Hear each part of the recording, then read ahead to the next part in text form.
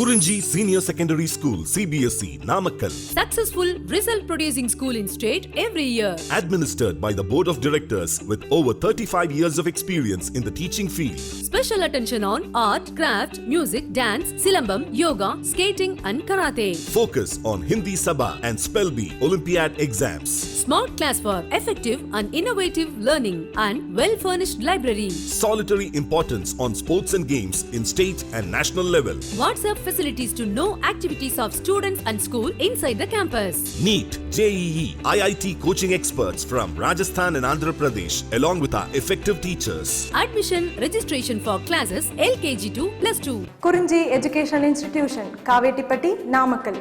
Admission in progress. CBSE, KG to 12, contact 9025895176. Metric 6 to 12, contact 9344567484. For online admission, log on to www.kurinjischoolnkl.in. In continuation to the last class, as we discussed in our last class about dynamics of rotational motion about a fixed axis. In our last class, we discussed dynamics of rotational motion about a fixed axis. So there we discussed many physical quantities which are analog to the quantities in linear motion. Okay? And I already told you, I will discuss you one table. So the table gives complete information about the dynamics of rotational motion, what we already discussed. But here I am giving a list, right? So in this list you can see all the quantities at a time. So nearly 7 quantities, okay, nearly 9 quantities here, right? So 9 quantities, not nearly, exactly 9 quantities are present here. For these 9 quantities in linear motion, you can see the 9 quantities in angular motion, that is what rotational motion. Rotational motion about a fixed axis. So as we already considered that when a body is in pure rotation, when a body is in pure rotation around one axis, around a fixed axis, as we considered a body which is in pure rotation motion about a fixed axis, we have all these quantities: angular displacement, angular velocity, angular acceleration, moment of inertia, torque, work, kinetic energy, power, angular momentum. But when you compare the linear motion to the rotational motion, we have an idea, because through the comparison you can easily understand the role of one particular quantity in case of rotational motion with respect to or when compared to linear motion, because already we studied linear motion in the chapter of motion in a straight line. There we discussed what is displacement, what is velocity, what is acceleration, what is mass, what is force, and what is the work, what is the kinetic energy, and what is the power, right? Okay, what is force and what is force we discussed from the chapter of laws of motion. And what is mass, also there itself we discussed, like inertia is the measure of mass. And what is work, what is kinetic energy, what is power, and what is linear momentum. These quantities we came across through that chapter, work, power, energy. But anyhow, regarding the linear motion, when a body is moving along a straight line, these are the quantities we could discuss. So one is displacement. For the displacement, the same quantity, the same analogous quantity in case of rotational motion about a fixed axis is angular displacement, that is theta. Next, velocity v is equal to dx by dt. You know the definition of velocity, that is rate of change of displacement. So parallel to that, analogous to that velocity, which is rate of change of displacement in linear motion, Here in rotational motion, angular velocity omega is equal to rate of change of angular displacement. Rate of change of angular displacement. Okay. Next, third one, here acceleration. Acceleration is the rate of change of velocity. So that is what A is equal dv by dt, and here angular acceleration alpha is equal to d omega by dt. Alpha is equal to d omega by dt. Next, in case of linear motion, mass. In case of rotational motion about a fixed axis, that is moment of inertia, capital I. Next, in case of linear motion, force. In case of rotational motion, torque. Just in place of m we are writing I ma. See here, in place of a we are writing alpha. So here F is equal to ma, that is from Newton's second law of motion. Here is a mathematical form of Newton's second law of motion. The external force acting on a body is equal to the product of its mass and acceleration. Here torque tau is equal to I into alpha. It is also like Newton's second law of rotational motion. You can call it as, you can call this expression or this equation as Newton's second law of rotational motion. Next, here work, dw is equal to F into ds. So work is the product of force and displacement, no? So mathematical form of work, dw is equal to F into ds. Here work is equal to W is equal to tau into theta. Next, kinetic energy K is equal to half mv square. M is the mass and V is the velocity or speed. Here speed, because kinetic energy is a scalar quantity now. So we consider the magnitude of velocity here. So it is K is equal to half mv square. Next, this side, that is what in case of rotational motion about a fixed axis, kinetic energy K is equal to 1 by 2 I omega square. Otherwise I omega square by 2, half of the I omega square. Next, in case of linear motion, power P is equal to force into velocity. In case of rotational motion about a fixed axis, power P is equal to tau into omega. So you just observe carefully, the force is replaced by tau and V is replaced by omega. That is the only difference. So the conceptually, power is the product of force and velocity here, force and speed here. Okay, right, you can take velocity because power is the scalar product of two vectors, force vector and velocity vector, right? So the scalar product of these two vectors will give us power. Similarly, in case of rotational motion about a fixed axis, here the power P is the same thing, that is what tau and omega. Okay. Next, last quantity in linear motion in our discussion, that is what linear momentum, which is the product of mass and velocity. The same thing will become here angular momentum in case of rotational motion, pure rotational motion. Angular momentum L is equal to I omega, right? See this ma, M is replaced by I and V is replaced by omega. So please keep in mind the quantities which were replaced by the quantities in pure rotational motion.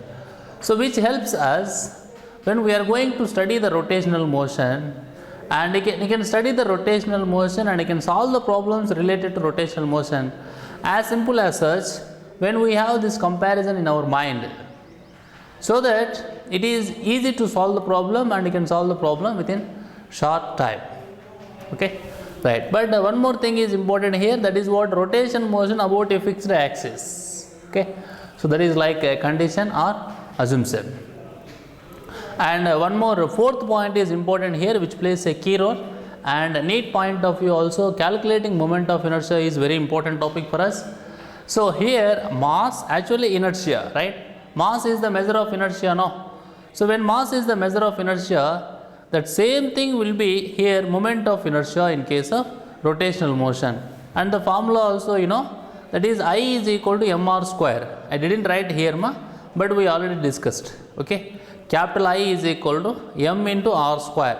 M is the mass of the particle and r is the square of the distance of a particle from axis of rotation.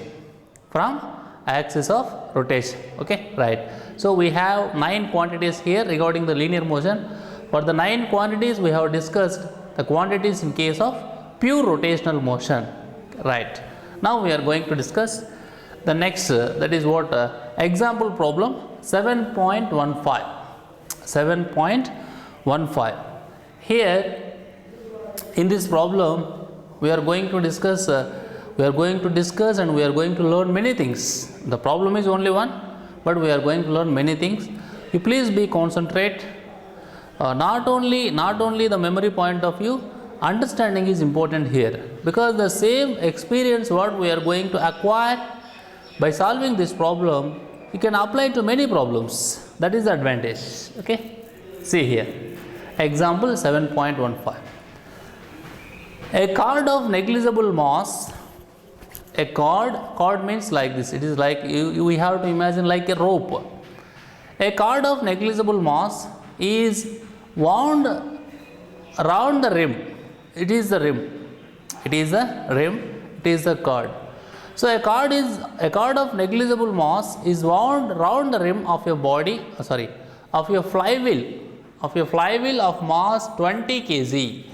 Of mass 20 kg and radius 20 centimeters. Radius 20 centimeters. Full stop. A steady pull of 25 newtons. This is what force we are applying here. A steady pull of 25 newtons is applied on the cord as shown in the figure. Full stop. The flywheel is mounted on a horizontal axle. The flywheel is mounted on a horizontal axle with frictionless bearings. So we need not to consider the friction. Axle with frictionless bearings. So this is the situation given in the problem. Please try to capture the situation first of all. A cord of negligible mass. So we need not to consider the mass of the cord. It wound around the rim.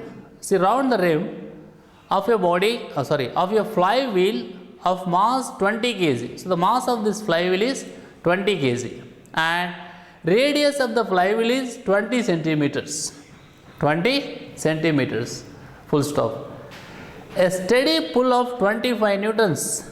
See, this is what a steady pull. So force is a pull or push of an object. So here force is in the form of pull. A steady pull of 25 newtons is applied on the cord as shown in the figure. The flywheel is mounted on a horizontal axle. I hope you are able to imagine what is meant by horizontal axle. Horizontal axle with frictionless bearings. So in case of that is what flywheel, we need not to consider the friction. This is like assumption or consideration that's we need to solve the problem.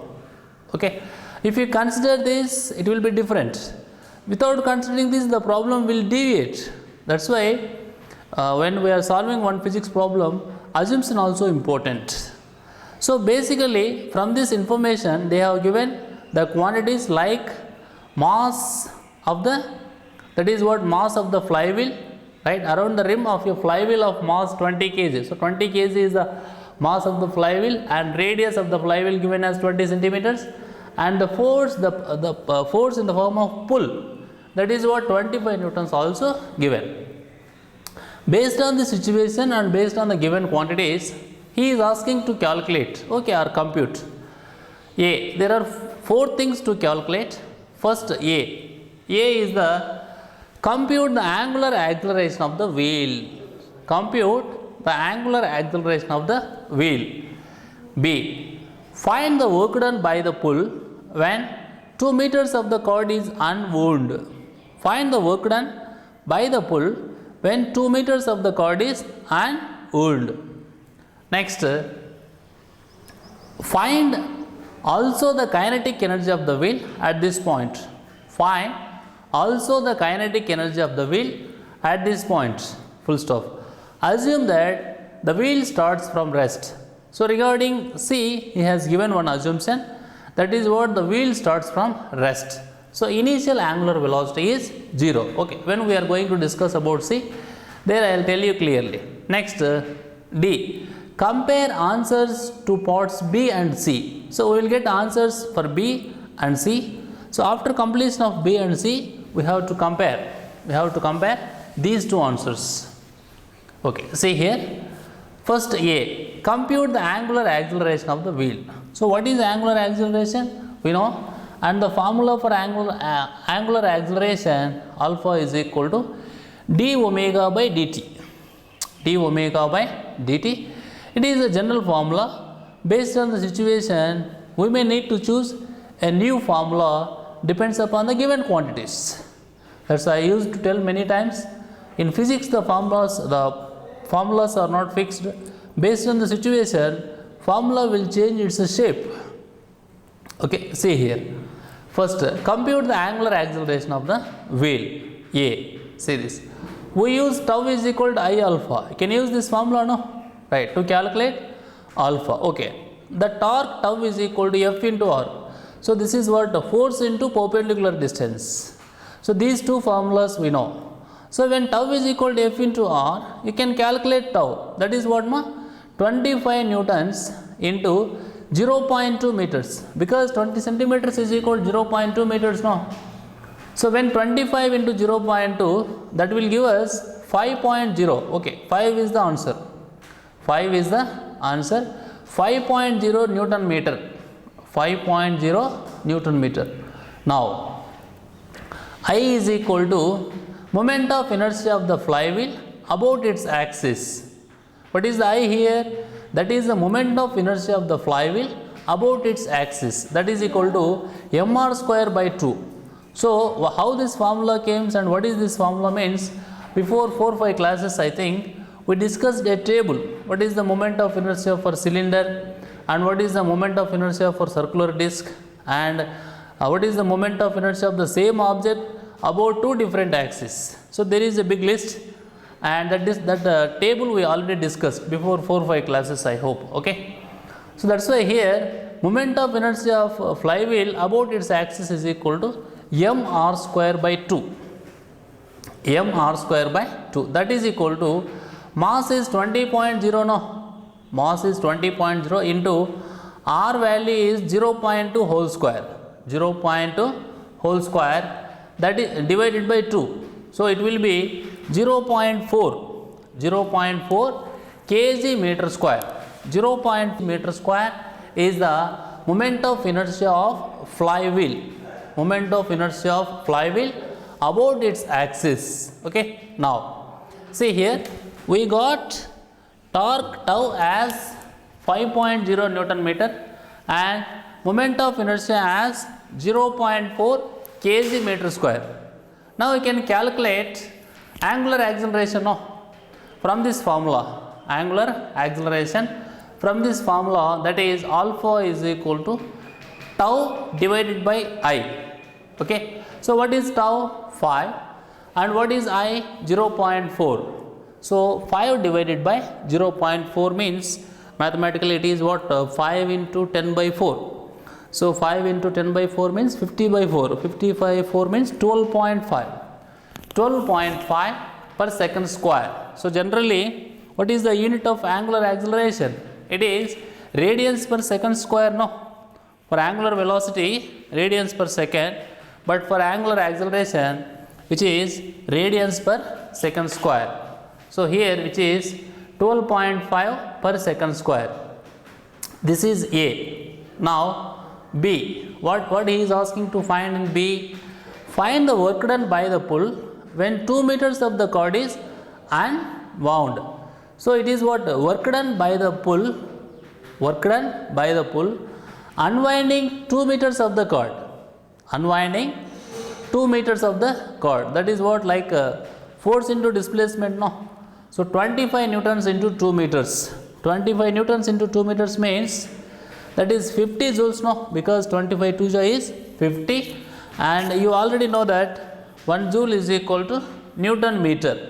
1 joule is equal to 1 Newton meter. Next, C. In case of C, he is asking to calculate. He is asking to calculate, that is what? Kinetic energy of the wheel.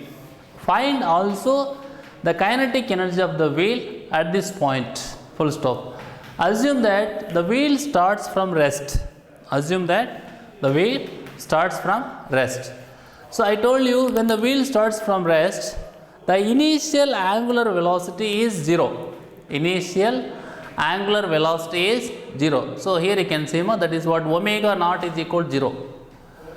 I have written clearly omega naught is equal to 0, and the formula to calculate angular velocity omega in this situation, omega square is equal to omega naught square plus 2 alpha theta, and according to the given information omega naught is equal to 0 and alpha value just now we calculated 12.5.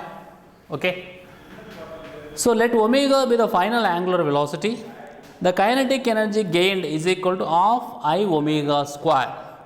Since the wheel starts from rest, now we have to use this formula, and this is what, because of starting from rest omega naught is equal to 0.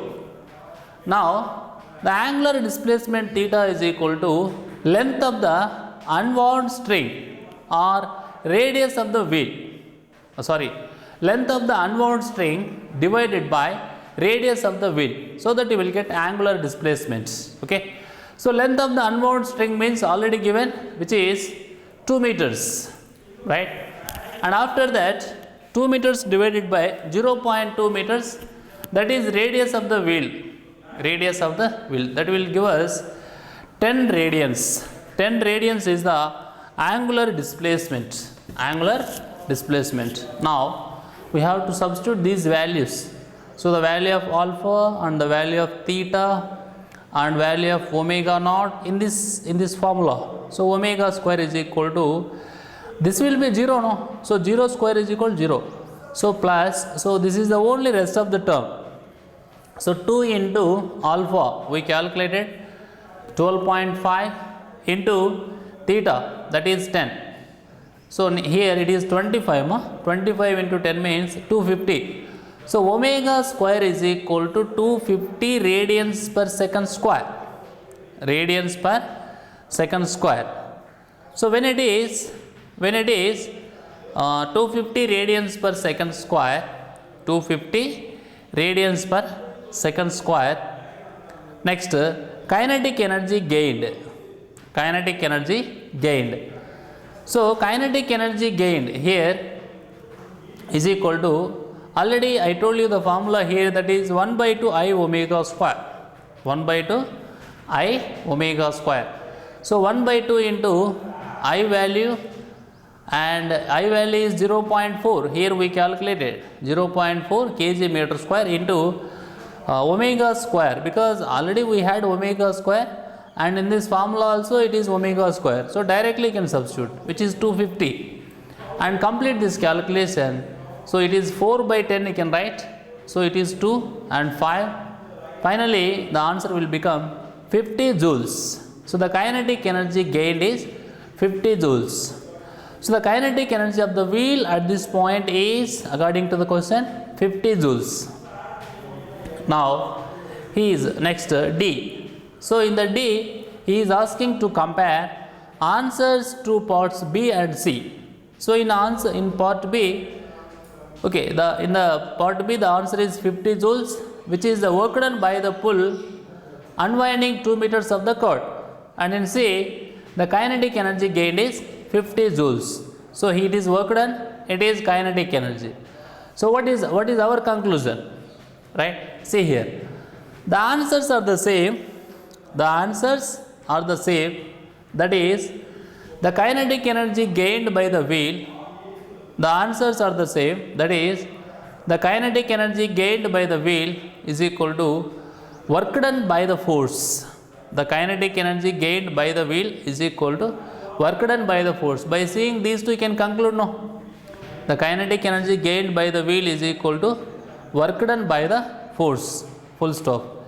There is no loss of energy due to friction, because what is the work energy theorem?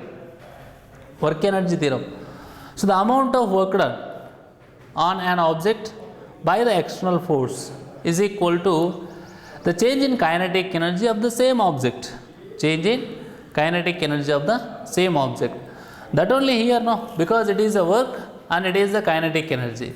So both are same, and you can also say that there is no loss. There is no loss. So that only he is concluding at the last point. There is no loss of energy due to friction. There is no loss of energy due to friction. Okay, right.